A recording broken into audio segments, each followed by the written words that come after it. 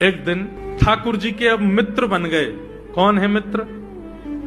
मधुमंगल, श्रीदामा, तन सुखा, मन सुखा, धन सुखा, सुबल, ये ठाकुर जी के मित्र हैं।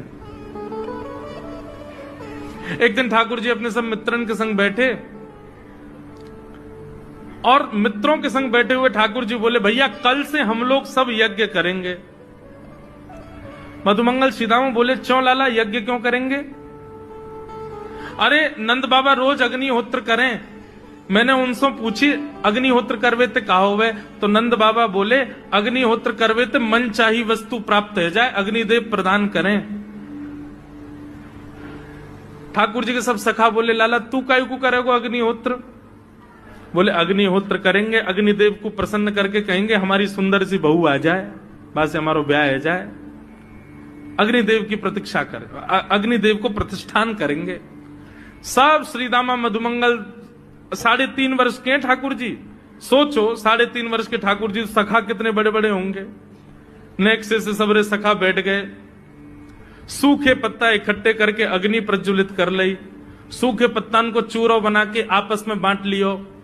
ठाकुर जी आचार्य बन के बैठ गए और बोले, सुनो मैं मंत्र बोलूंगा और जैसे ही कहूं स्वाहा सबरे डालियो। और नेक भी यदि तुमने चूक करी ना, नेक भी मैंने स्वाहा बोली और तुमने नहीं डालो, तो फिर मोते मत कहियो। यदि तुम्हारी पत्नी काणी आ जाए, एक हाथे लूली आ जाए, लंगड़ी आ जाए, तो समय पर स्वाहा करना पड़ेगा। सब ग्वाल बाल बोले, जो कहेगो लाला सो करेंगे, तू करवा। ठाकुर जी ओम नम नम स्वाहा, सब स्वाहा, सब एक संग डालते। हे श्रीदामा तू देरी ते डाले, देख लियो लंगड़ी आ जाएगी तेरी बहू, अग्निदेव को प्रसन्न करो। इस प्रकार ठाकुर जी सब ग्वाल बालों के संग खेलते हैं। ग्वाल बाल बोले, लाला यज्ञ तो है गयो, अब ब्राह्मणन को भोजन के काजे बुलाओ, यज्ञ के बाद ब्राह्मण भोज होना चाहिए।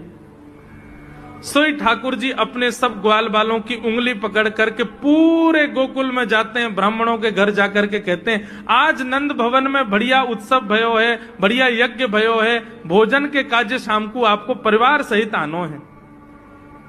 सबन को निमंत्रण दिया मैं। अब महाराज नंद भवन से जब निमंत्रण आता है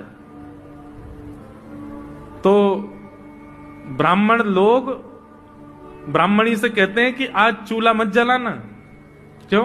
अरे नंद भवन में भोजन की सूचना मिलती है तो 3 दिन से भूखे रहते हैं ब्राह्मण। क्यों? इतना